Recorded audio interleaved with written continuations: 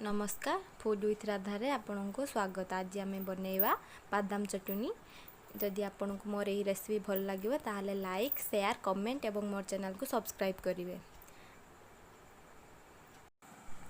बादाम चटनी पर आमको यही सब सामग्री दरकार।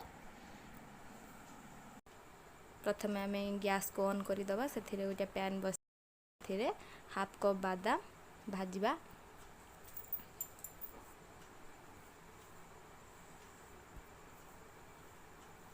देखु मुझे भाजुची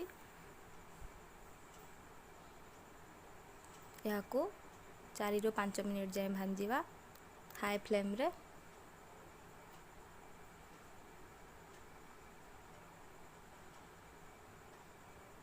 देखु एठी हमर 4 ରୁ 5 मिनिट हो गलानी।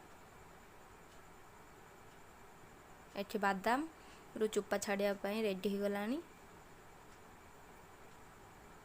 देखु बादाम रु केमती चुप्पा आराम से बाहरी जाउची।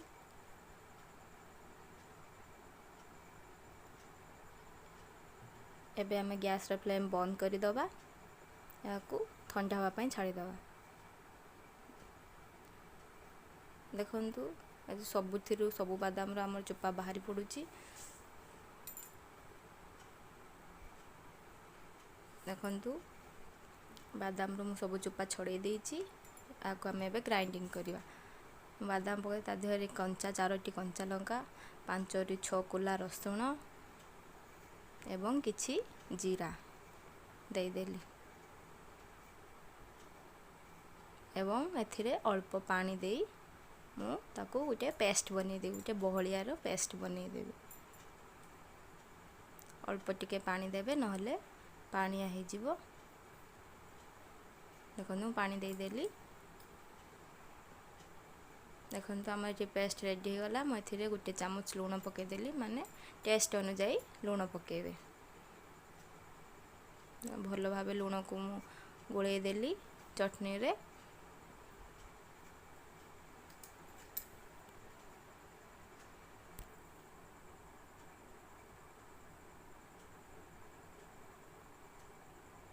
देखो ये मुझे लुण गोले देइची।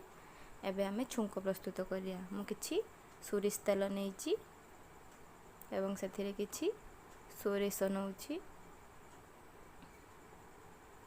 देखो सोरिष आम धीरे धीरे फुटिलानी।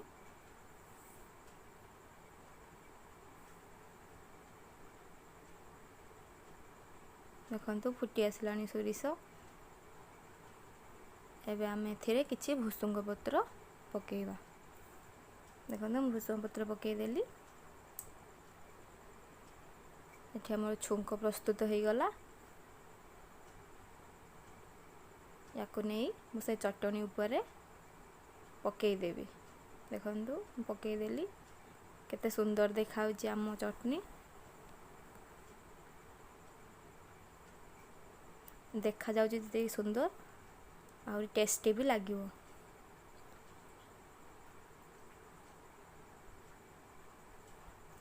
याको आपण इडली दोसा भात रे मध्य खाई परिबे। रोटी पराठा रे मध्य आको खाई परिबे।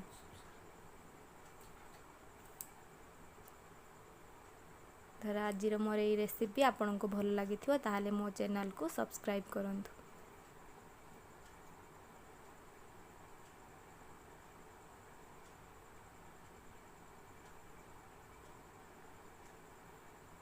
Thank you.